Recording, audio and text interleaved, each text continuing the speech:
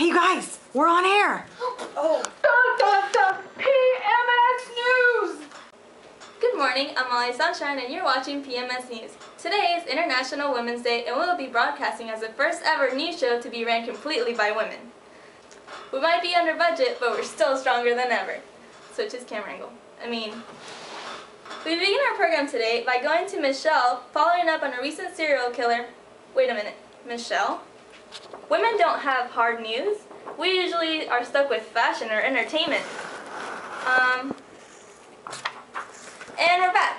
I apologize for the technical difficulties. It seems we had a typo and it's actually Michael at the scene. But since we're out of time, we're just going to move on to the next story. We move on to women with a voice. Women exercising their First Amendment. Unlike me, I can't even say how I hate Hello, I'm Molly Sunshine here again live on the streets, and we're here with a protest, and we're going to find out what's going on here. So what are you protesting today? We're protesting for better treatment of women in academia, and we're also advocating for women in higher education as well. And what challenges do women face in academia? There's multiple challenges that women face in academia. There's first that women are given more time-consuming projects as opposed to men. They also work in isolation, and on top of that, they are also the position they hold is devalued. So that's why we are protesting for women, for better equal treatment of women in academia, and also advocating for higher education within the community for women. Thank you. What is gender devaluation? Gender devaluation basically means that when a position is given to a woman in academia, it's devalued because of the gender, obviously. So there's no reason why there should, if they're holding the same position, why should it be devalued based on gender? I definitely agree. On average, males make $13,000 more than females a year. I only make 88% of what a man makes for the same job. So what exactly does your sign mean? Like the biological clock, the 10-year clock does not stop. There are different policies in place that help women when they do have children, like the Family and Medical Leave Act, but tenure is a different monster, and so it actually doesn't stop when we have kids. A lot of women in the STEM fields such as science, technology, engineering, and mathematics do supposedly voluntarily leave to have children, but at the same time a lot of women feel the pressure that they can't have a family yet because they need to get that tenure before. And so it is a problem, it is an issue, and we're trying to bring that to everyone's attention here. Okay, thank you. So as a young female student, what made you come out here today? Well, I just think that more people need to be aware of the actual numbers. As far as higher education, we have made significant strides as far as getting women into higher education to get their degrees. We've gone from just under 40% to we are now more than 50% representation. We actually outnumber guys, but the problem is that we need to find our way into the higher education teaching aspect. We need to be in the instruction, and that's still lagging far behind. We actually do not have, we average about 40%. Okay, thank you. No problem.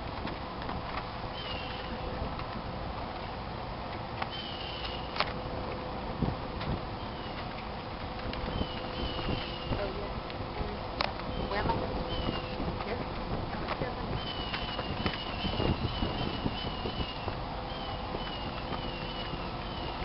Actually progressive in that matter. We actually have a female president. Hell yeah, UH is progressive. Who's host? Coos host! Thank So you talk so about much that. for that. Go Coos. So it's great to see a male here at protest with dealing with women. Why exactly are you here? Here to pick up chicks. I can't believe that journey. Oh, we're back. Okay. Well, I hope he gets what he deserves. You know, we have crazy people in this world. Kind of like our reporter Charles. Looks an awful lot like that protester back there. Well, anyways, he's the best investigative reporter I've ever seen. And he's bringing us a piece about women in the workforce after these important messages. His vagina plug feels amazing. In fact, I can't even feel it. Yeah, they're awesome. I know. It feels so vagina plug. Nothing more natural than cotton in your vagina. Vagina plug.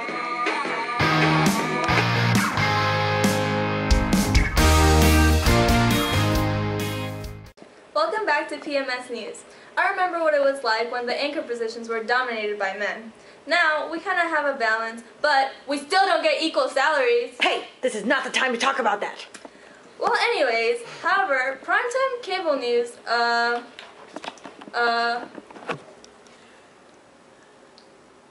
programs are not balanced at all. More than 3/4 of the hosts are men and less than 1/4 are women.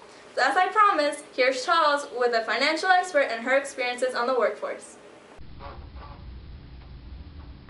Okay, we're recording. Are we going? Hi, thank you. We're going to be interviewing a financial expert in one of the leading corporations in the city to get her view on being a woman in the workplace. Hi, Christina. Hey, Charles. Nice to meet you. Thanks for allowing us to interview. Yeah. Well, our first question would be, so tell me what attracted you to the finance, being a woman? Well, I've always had an affinity for numbers, and having a father that spent many years on Wall Street just felt like a natural choice for me.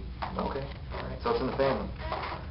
I understand that you just came back from a leave of absence after giving birth to 2 baby boys. Congratulations, and they're adorable. Thank you. I got the honor of being shown a picture earlier. Thanks to the Family and Medical Leave Act, many women have the opportunity to have children and spend the first few months with them without fear of losing their job or their placement in the company, things like that. How's the change from no kids to 2 kids and still tackling the task of being a financial expert in a large corporation? Well, there are definitely a lot more cranky men in my life, but other than that, not much has changed. I'm still able to get all my work done and manage to make it home for dinner. So how are the men at work taking your role at home as being a mother?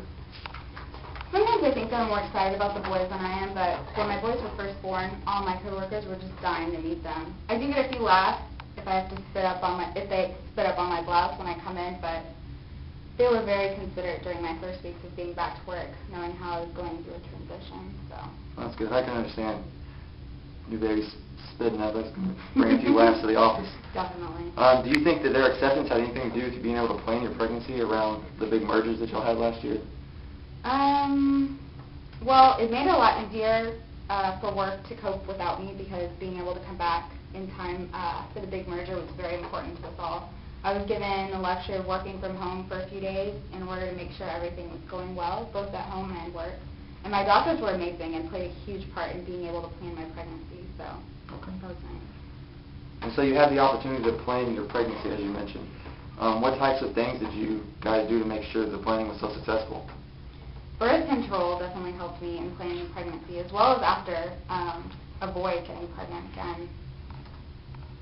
Many people, birth control has enabled women to prevent them from unplanned pregnancies as well as planning them as well. So it's really been a big deal in women in the workforce. So it's nice to hear people say that, and a lot of people don't realize that birth control has such a huge effect on women in the workplace. Mm-hmm. Do you think that being a woman has helped or hindered your career? I think many women are less fortunate in that they are completely stifled in their career due to the fact they hate sitting down. But hey, so do men, so that shouldn't stop us from being equally as instrumental as the next guy, right? Has being a woman stopped me from moving up in companies? Yeah. I have let that stop me. Have I let that stop me from succeeding? No. There's always going to be some talk about a glass ceiling and lower advancement rates and less pay for women, but as long as we let such things happen, but only if we let such things happen. All right. Well, you mentioned glass ceilings, and in your experience in the workforce, has there ever been a time in your career that you experienced this concept? I've felt that way at many times in dealing with other companies, and usually they're the ones that have fewer women in high positions within their own company. After being in an industry, I have learned to take their dismissal due to my sex with a grain of salt. It actually lights a fire inside of me to prove them and their assumptions about women completely wrong. Not just for my sake, but for other women in the workforce and in their company. I feel I always leave them surprised with my intelligence, work ethics, and professionalism, hoping to have opened their eyes to how instrumental women can be in the workforce. All right. You started your career out as a fresh out of college, and now you are an accomplished financial expert with a husband and family at home. How has there been any difference in the way you are perceived in work? Because, as we all know, perception is reality. It was my job once. I graduated college and I had been hired along with a fellow from my graduating class, and let's just say he didn't graduate very close to the top. Once we began working together, I began to notice the favoritism and how he was given better tasks that at least corresponded to finance, while I was found on errands and coffee runs. I refused to let this get me down and kept working hard to prove myself, staying late while he slacked off and rarely showed up for work. Once a better position opened up in the company, I went for it, and so did he. And I thought for sure I had proven myself as the best candidate, yet he still received the position, and I took this as my sign to move on. As I moved on to a better company, I always kept an eye on how the company I began with fared in the industry, and they didn't fare so well, ending in a public financial ruin not too many years back, with him as the chief financial officer. All right, so I guess they're going to regret that one day. I only have one last question for you. And in your personal opinion, do you feel that within the last 25 years women have become more institutional in the workforce? And if so, do you feel that they're treated better than their predecessors?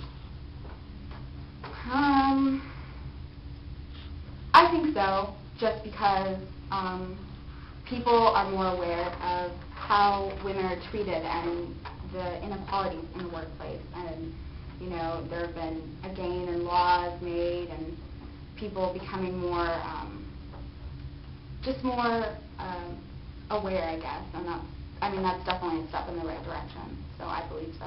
Oh, that's good.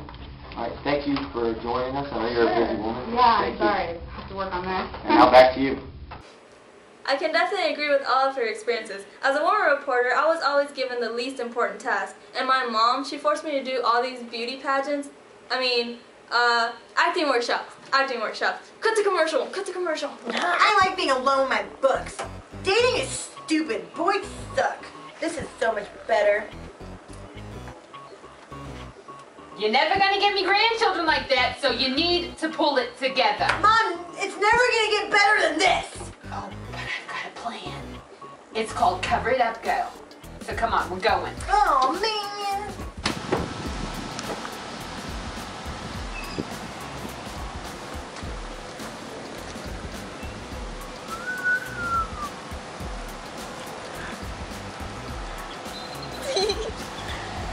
Only better. Cover it up, girl. Be you. Only better. And welcome back. Today we have two women who have made big splashes in the entertainment industry. Here's Gracie Freebush with their interviews. Thank you, Molly Sunshine, for that lovely introduction. Hello there, viewers. It's Gracie Lou Freebush again, and with me I have Trina Faden, and she's here to talk a little bit about comedy. So, how you doing? I'm good, thank you. Thanks for having me. I'm excited. All right, well, I think we should just get down to it. Why don't we? What has inspired you to write the comedies you do, and why do you think you've been so successful? Well, honestly, I've always been fascinated by comedies that are centered around women, which inspires me as a writer-screenwriter to create female characters that can carry an entire production, show, sketch, whatever is needed at the time. Historically, men have always argued that women just aren't funny and that we're not meant to be funny, and so therefore we shouldn't even be involved in the industry, not as the center of any sketch or shows particularly. So I know that when I write, that's my inspiration. I want to be funny. Well, not funny. I want to be damned funny, and I want to make sure the audience enjoys it as well. Okay, well, going back to that early comment about men, why do you think it is that men don't think women can be funny? I believe a huge part of it stems from the fact that women in comedy goes completely against the grain of what society says our roles are. That being said, you know, they say as women we should get married, we should have babies, we should be the nurturer caregivers and be demure and graceful. And women in comedy, 99% of the time, aren't any of those things. We're going to be doing pratfalls, we're going to be using vulgar language, we're going to be at times crude, we're going to use sex, we're going to use alcohol.